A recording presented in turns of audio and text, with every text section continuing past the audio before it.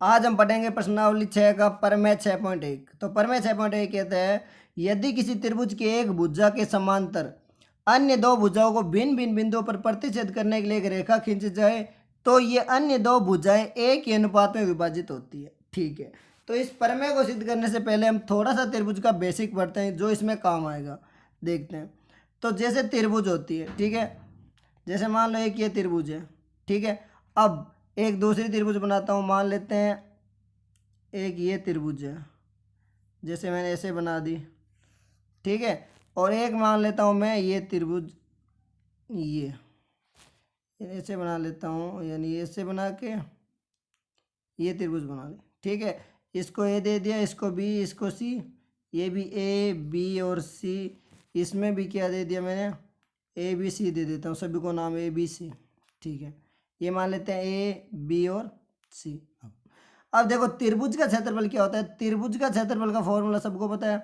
त्रिभुज का क्षेत्रफल क्या होता है, त्रिभुज का क्षेत्रफल, त्रिभुज का क्षेत्रफल का सूत्र होता है 1/2, ठीक है, गुणा आधार गुणा ऊंचाई। तो आधार गुणा ऊंचाई होता है, ठीक है, ये बात सबको पता है। अब देखो इसमें आधार क्या होता है, जैसे इसमें मान लेते हैं सब में आधार क्या है, ए बी, इसमें भी ए बी और इसमें भी ए बी है। अब ऊंचाई क्या होती है, ये ऊंचाई जो होती है ना, ये होती है लंबवत ऊंचाई। क्या होती है, यानी ऊंचाई यहाँ पे क्या होती है, लंबवत ऊंचाई, लंबवत ऊंचाई, ठीक है। अब देखो, अब ऊंचाई इन सब में क्या होगी ये देखते हैं। जैसे इसमें देखते हैं ऊंचाई, तो इसमें ऊंचाई क्या है, इसमें ऊंचाई है ए सी, ये। अब इसके लिए ऊंचाई देखते हैं। इसमें अगर मैं ऊंचाई बताऊं तो इसमें ऊंचाई क्या है, इसमें ऊंचाई ए सी नहीं है, बल्कि ऊंचाई तो ये है ना, यानी त्रिभुज की ऊंचाई कितनी है, इसको मान लो मैं दे देता हूँ डी दे दूं, तो ऊंचाई क्या होगी, इसमें ऊंचाई होगी सी डी। क्या होगी, सी डी, क्योंकि ऊंचाई क्या है, ऊंचाई तो यही होगी ना, ठीक है। और इसमें अगर मैं ऊंचाई मापूं तो इसमें ऊंचाई क्या होगी, इसकी ऊंचाई होगी यहाँ पे, यानी यहाँ पे भी अगर मैं मान लो दे दूँ डी, तो इसकी ऊंचाई भी क्या होगी, इसकी ऊंचाई होगी सी डी। क्या होगी, इसकी ऊंचाई भी होगी सी डी, यानी ये मान लो ऊंचाई हो जाएगी, ऊंचाई होगी सी डी। बस ये ध्यान रखना, यानी त्रिभुज का क्षेत्रफल तो आधार गुणा ऊंचाई होती है। अब आधार तो इसमें भी ए बी है, इसमें भी ए बी है और इसमें भी ए बी है, पर इसका क्षेत्रफल क्या होगा, इसका क्षेत्रफल, इसमें ऊंचाई तो ए सी है, यानी ए सी है, बट इसकी ऊंचाई ये होगी, ना कि ये ए सी। बस ये ध्यान रखना है। तो यानी अगर मैं इसके लिए क्षेत्रफल लिखना चाहूँ तो इसका फॉर्मूला क्या होगा, पहली वाले के लिए इसको पहली दे देता हूँ, इसको दूसरी और इसको तीसरी त्रिभुज दे देता हूँ। तो पहले वाले के लिए हो जाएगा 1/2, ठीक है, गुणा आधार क्या है ए बी, गुणा ऊंचाई क्या है ए सी। बस ये ध्यान रखना। अच्छा, दूसरी वाले के लिए अगर निकालो तो दूसरी वाले के लिए क्या होगा, 1/2 तो सब में आता ही है, गुणा आधार क्या है, आधार इसमें ए बी है, ये वाला, बस ध्यान रखना। तो ए बी गुणा ऊंचाई क्या है सी डी, यहाँ पे सी डी होगी, ठीक है। इसी प्रकार इसके लिए क्या होगा, इसके लिए भी हो जाएगा 1/2 गुणा आधार क्या है, आधार ए बी, तो ए बी गुणा ऊंचाई क्या है सी और डी। बस ये ध्यान रखना। यानी अब ये त्रिभुज तो आधार इसका यही है ए बी, यहाँ तक ये, इसको बी डी नहीं लेना, आधार तो यही है, लेकिन ऊंचाई क्या होगी ये। बस यही ध्यान रखना है कि आधार गुणा ऊंचाई होता है, लेकिन ऊंचाई क्या होती है, जो एकदम जैसे ऊंचाई तो इसकी यही होगी ना, ये मान लेते हैं त्रिभुज ये है, दूसरी त्रिभुज ले लेते हैं, तो इसमें ये इसकी ऊंचाई थोड़ी है, ऊंचाई तो यही होती है। जैसे मान लो मकान होता है, मान लेते हैं मकान, तो मकान के पास अपन सीढ़ियाँ लगाते हैं। जैसे मान लो यहाँ मकान है, भाई ये घर में मकान होता है, ठीक है, और मान लो यहाँ पे अगर मैं ऐसे सीढ़ियाँ लगाऊँ, ये सीढ़ियाँ लगी होती है, तो इस मकान की ऊंचाई मान लेते हैं ये, तो ऊंचाई तो यही होती है ना इसकी, मकान की ऊंचाई तो यही होती है, ना कि ये सीढ़ियों की ऊंचाई, ये तो कभी ऊंचाई नहीं होती है ना। तो इसका क्षेत्रफल क्या होता है, आधार गुणा ऊंचाई। बस ऐसे इसमें क्या हो जाएगा, इसमें ऊंचाई कितनी है, इसमें भी सी डी है और इसमें भी सी डी, यानी इसकी ऊंचाई क्या होगी सी डी ये वाली, और इसकी ऊंचाई भी ये। बस इतना ध्यान रखना, ठीक है। और दूसरा दूसरा देखो, अगर मान लो दो समांतर रेखा है, अगर दो समांतर रेखा, किसके लिए मैं बोल रहा हूँ, समांतर रेखा, मान लेते हैं दो समांतर रेखा है, ठीक है। समांतर रेखा मान लेता हूँ, एक तो ये मान लूँ और एक मान लेता हूँ ये, ठीक है। अब मान लेते हैं ए बी, सॉरी, ए और बी, ठीक है, और सी और डी दो समांतर रेखा है, ठीक है। इस समांतर रेखा पे दो बिंदु ले लेता हूँ मैं, इस पे दो बिंदु ले लेता हूँ मैं ए मान लेता हूँ बड़ा और बी। अगर इसको आधार मानते हुए मैं कोई त्रिभुज बनाता हूँ, जैसे एक तो बना दी मैंने, ये त्रिभुज बन गई, ठीक है। दूसरी बनाता हूँ, कलर चेंज करके बना लेता हूँ, दूसरी मान लेता हूँ मैं बनाता हूँ ये त्रिभुज, ठीक है। इन दो बिंदुओं पे, यानी नीचे वाला बिंदु तो यही है, सेम है दोनों में, ठीक है। दूसरी बना लेता हूँ मैं, ये बना लेता हूँ, जैसे ये बन गई, ठीक है। अब मान लो एक और त्रिभुज बनाता हूँ, जैसे यहाँ पे बना लो ये, तो यहाँ पे आधार क्या है, सब में समान है। यानी अगर दो समांतर रेखा है, समांतर रेखा कौन सी है, ए बी और सी डी, अगर दो समांतर रेखा पे अगर आधार समान है तो इन तीनों त्रिभुज का, यानी ये एक नंबर त्रिभुज, ये वाली दूसरी और ये तीसरी, इन सभी त्रिभुज का क्षेत्रफल हमेशा क्या होता है, हमेशा समान होता है। क्यों होता है, क्योंकि क्षेत्रफल क्या होता है, क्षेत्रफल होता है 1/2 गुणा आधार गुणा ऊंचाई, ठीक है। तो इसमें आधार तो सब में ए बी है, और ऊंचाई सबकी क्या है, ऊंचाई सबकी इतनी है ना, ये वाली ऊंचाई है, चाहे कहीं से भी माप लो ऊंचाई तो यही रहेगी। तो हमेशा दो समांतर रेखाओं पे अगर एक ही आधार है ना, तो सभी त्रिभुजों का क्षेत्रफल एक ही होता है। यानी मैं क्या लिख सकता हूँ, अगर मैं लिखना चाहूँ तो ये लिख सकता हूँ कि दो समांतर रेखा पर एक ही आधार पर, आधार एक ही लेना, मैं ये फिर बता रहा हूँ, आधार अलग अलग ना होना चाहिए, आधार एक ही होना चाहिए। यानी एक ही आधार पर बनने वाली सभी त्रिभुज, जितनी भी त्रिभुज होते हैं, यानी बनने वाली सभी त्रिभुजों का क्षेत्रफल क्या होता है, बनने वाली सभी त्रिभुजों का क्षेत्रफल हमेशा असमान होता है। बनने वाली त्रिभुजों का क्षेत्रफल हमेशा समान होता है। और क्यों होता है, क्योंकि त्रिभुज अगर समांतर रेखा है तो ऊंचाई सभी में सेम ही होगी। फिर बता दो, ऊंचाई तो सबकी यही रहने वाली, चाहे यहीं से माप लो, यहाँ पे माप लो, या कहीं पे भी माप लो, ऊंचाई तो यही रहने वाली। मान लेते हैं दो समांतर रेखा 5 सेंटीमीटर ऊंचाई, कितनी है, 5 मान लेता हूँ मैं। अगर ऊंचाई 5 सेंटीमीटर और आधार सब में समान, आधार मान लेता हूँ 3, तो क्षेत्रफल तो सबका यही होगा 1/2 आधार गुणा ऊंचाई। क्योंकि अभी क्या पढ़ा था ऊपर वाले में, मैंने बताया था ना, ये इसमें ऊंचाई क्या थी, इसमें ये थी, दूसरे में ये वाली ऊंचाई थी, यानी पहले में ये ली थी ए सी, दूसरे में क्या ली थी सी डी, और तीसरे में भी क्या ली थी सी डी ना। यानी ऊंचाई सब में अलग अलग थी, पर ले तो सब लंबवत ऊंचाई रहे ना, तो ये बात ध्यान रखना कि ऊंचाई समान होती है, ठीक है। तो अब करते हैं परमेय सिद्ध। तो परमेय सिद्ध करने के लिए क्या करते हैं, जैसे त्रिभुज बना लेता हूँ मैं, क्या बनाते हैं, एक त्रिभुज मान लेते हैं, ये एक त्रिभुज, ठीक है। अब देखो इस त्रिभुज में क्या करना है, इस त्रिभुज पे लेना है, ये क्या बोल रहा है, यदि किसी त्रिभुज के एक भुजा के समांतर, यानी एक भुजा के समांतर, जैसे मैं इसको ले लूं ए मान लूं, यानी इसको लिखता हूं ए, इसको ले लूं बी और इसको ले लूं सी, ठीक है। अब इसके समांतर यानी बी सी के समांतर में एक रेखा खींचता हूं सी और डी, ठीक है। अब देखो इसमें ये क्या बोल रहा है कि अगर इसके समांतर लिखो तो ये जो है ना, यानी ये परमेय क्या बोलता है कि ए सी बट्टा बी सी बराबर क्या होता है, ए डी बट्टा, सॉरी इसको ई ले लेता हूँ, सॉरी ये सी नहीं होगा, ये क्या होगा, सी तो मैंने पहले ले लेते, इसको ई ले लेता हूँ, यानी ए ई मान लेते हैं, क्या होगा ए ई, हाँ क्योंकि सी तो नीचे ले लिया, यानी ए ई बट्टा बी ई, ए ई बट्टा बी ई, और समान क्या होता है, ए ई बट्टा बी ई बराबर होता है ए डी बट्टा डी सी। ये हमें सिद्ध करना है, ठीक है। तो ये सिद्ध करना है परमेय 6.1 से, यही हुआ ना, क्योंकि मैंने त्रिभुज ली थी ए बी सी, इसके समांतर एक रेखा खींची थी ई डी, यही खींची थी, यानी ये एक समांतर रेखा खींची ना ई डी।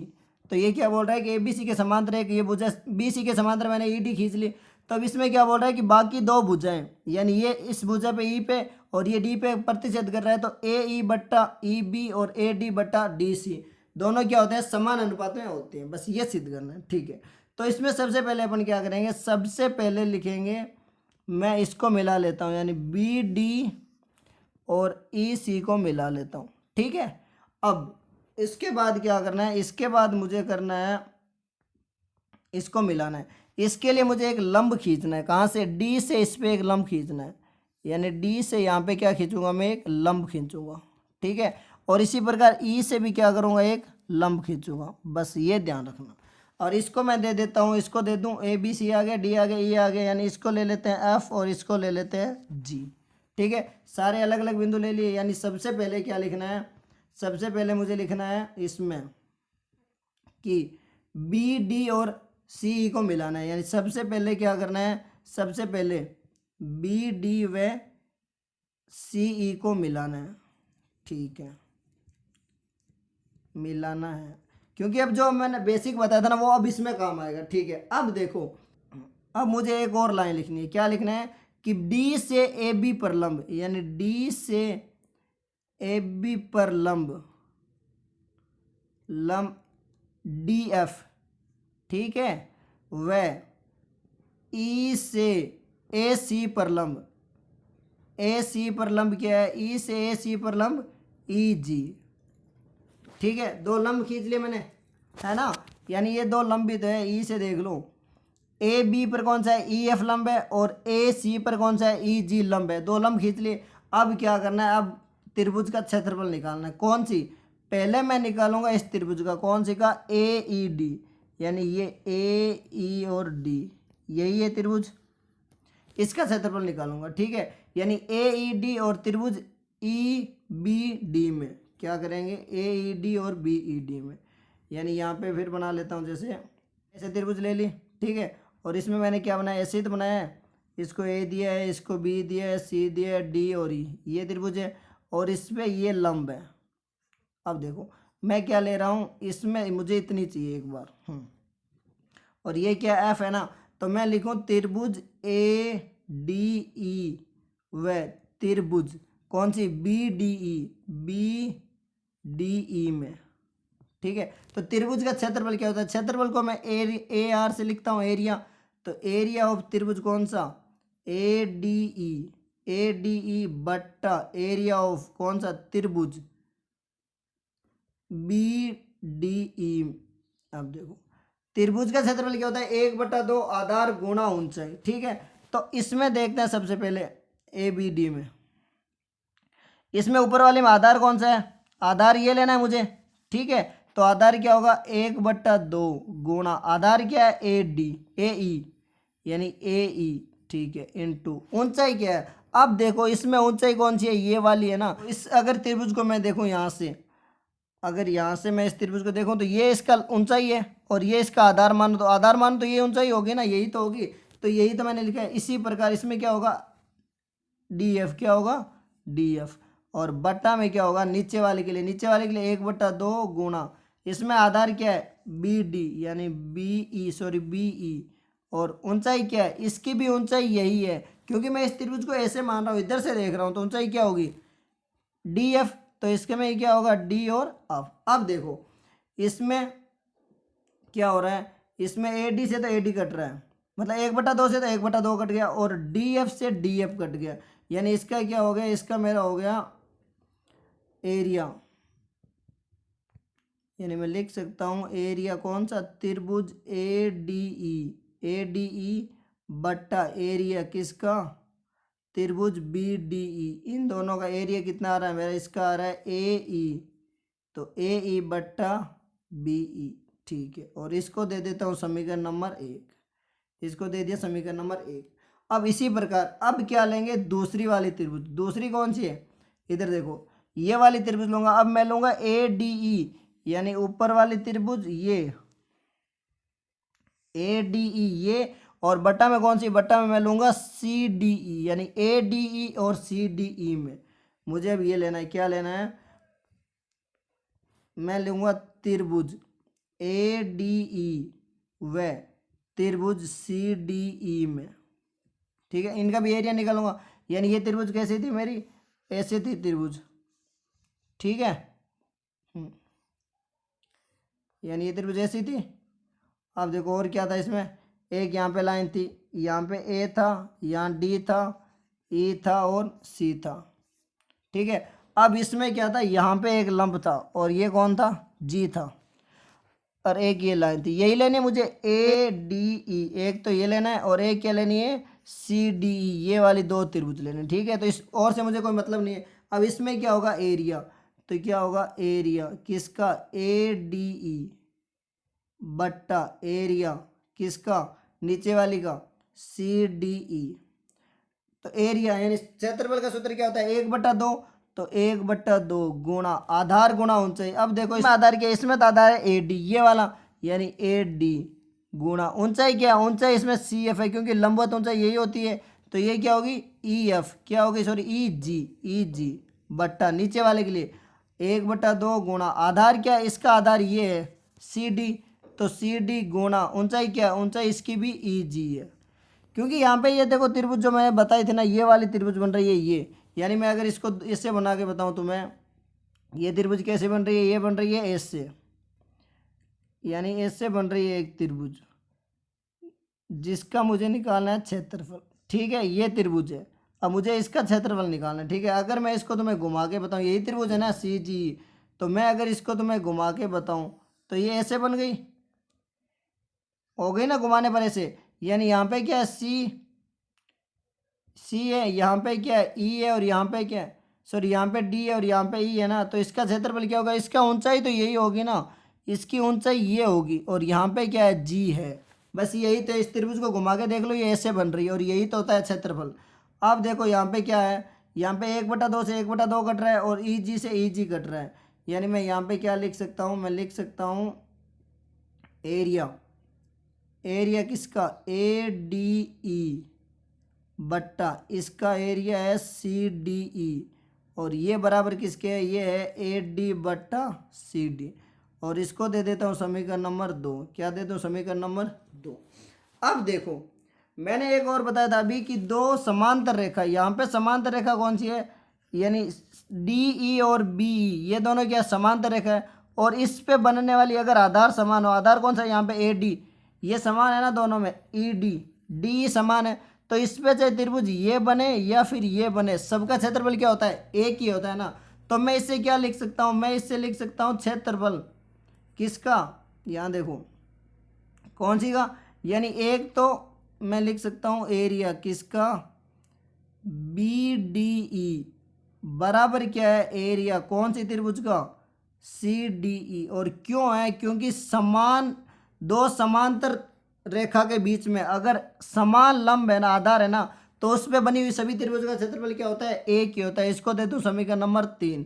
बस यही ध्यान रखना कि समांतर रेखा है, यहाँ पे सी बी सी और क्या है, बी सी और डी दोनों क्या है, समांतर रेखा है। तो इस समांतर रेखा पे बने हुए सभी कोण क्या होंगे, सभी, सॉरी इस समांतर रेखा पर एक ही आधार पर बनी हुई सभी त्रिभुज का क्षेत्रफल हमेशा समान होता है, ये मैंने अभी पहले बताया था। तो बस ये ध्यान रखना। अब अगर ये समान है तो मैं क्या लिख सकता हूँ, समीकरण 3 और 2 से, समीकरण 3 में सी डी ई ये है ना, 2 में सी डी, और यहाँ पे सी डी किसके बराबर है, बी डी ई के बराबर, यानी मैं लिख सकता हूँ, यहाँ देखें समीकरण 2 व 3 से क्या लिख सकता हूँ, समीकरण 2 व समीकरण 3 से, समीकरण 2 व 3 से क्या है, बी डी बराबर है ए सी डी के, बी डी सी डी के बराबर है, यानी मैं यहाँ से क्या लिख सकता हूँ, मैं यहाँ से लिख सकता हूँ area of A D E बट्टा area of C D E किसके बराबर है, एरिया ऑफ त्रिभुज ए डी ई, और ए डी बट्टा एरिया ऑफ त्रिभुज कौन सा, सी डी किसके बराबर है, बी डी ई के। अब देखो अगर ये दोनों बराबर है, यानी सी डी ई और बी डी ई बराबर है, तो समीकरण 1 और 2 के देखो, समीकरण 1-2 में क्या है, ए डी ई बट्टा सी डी, और समीकरण 1 में क्या है, समीकरण 1 में ए डी ई बट्टा बी डी ई, यानी ए डी ई बट्टा बी डी ई बराबर है। अगर ये बराबर है ना, अगर ए डी ई बट्टा सी डी बराबर है ए डी ई बट्टा बी डी ई, तो मैं इसे क्या लिख सकता हूँ, अगर ये दोनों बराबर है तो समीकरण दोनों को बराबर रखूँगा, और अगर ये आगे वाले, यानी यहाँ पे देखो अगर ये, यानी यहाँ पे अगर ये इस साइड वाले दोनों बराबर है ना, अगर एल एच एस वाले दोनों बराबर हैं तो आर एच एस वाले भी बराबर हो गए समीकरण 1 और 2 से, यानी ए डी बट्टा बी डी बराबर है ए डी बट्टा सी डी, तो ए ई बट्टा बी बराबर किसका होगा, ए डी बट्टा सी डी, और यही हमें सिद्ध करना है। यानी मैं क्या लिख सकता हूँ, समीकरण 1 व 2 से, समीकरण 1 व समीकरण 2 से ए डी बट्टा, सॉरी ए ई बट्टा सी है ना, हाँ ए ई बट्टा बी ई और बराबर है ए डी बट्टा सी डी। तो मैं क्या लिख सकता हूँ, ए ई बट्टा ई, यानी ए ई बट्टा बी ई बराबर किसके हैं, ए डी बट्टा सी डी। और यही क्या है, यही है प्रमेय 6.1। क्या है, प्रमेय 6.1, जिसको क्या बोलते हैं, थेल्स प्रमेय भी बोलते हैं। इसको थेल्स प्रमेय भी बोलते हैं। क्या बोलते हैं, थेल्स प्रमेय।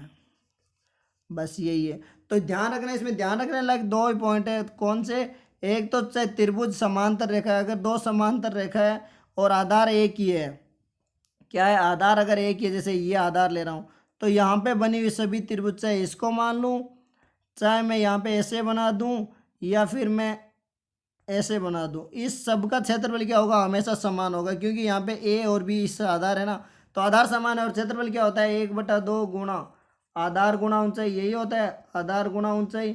और आधार दोनों में क्या है, सभी में समान है। और ऊंचाई सबकी क्या है, अगर समांतर रेखा है तो सबकी ऊंचाई यही होगी, तो आधार भी समान है और ऊंचाई समान है, तो सभी का क्षेत्रफल क्या होगा, समान होगा। ठीक है। और दूसरी बात क्या बताई थी, दूसरी मैंने बताई थी, हाँ दूसरी बात इधर देखो, त्रिभुज का क्षेत्रफल हमेशा क्या होता है, आधार गुणा ऊंचाई होता है। अब चाहे त्रिभुज ऐसे भी है ना, ऐसे, या फिर मान लेते हैं त्रिभुज ऐसे है, तो इसमें आधार तो ये होगा नीचे वाला, दोनों त्रिभुजों में, पर ऊंचाई क्या होगी, इसमें ऊंचाई ये होगी यहाँ तक, ये वाली, और इसमें ऊंचाई ये होगी। बस ये बात ध्यान रखना। बस यही है थेल्स प्रमेय, ये फिर प्रमेय 6.1।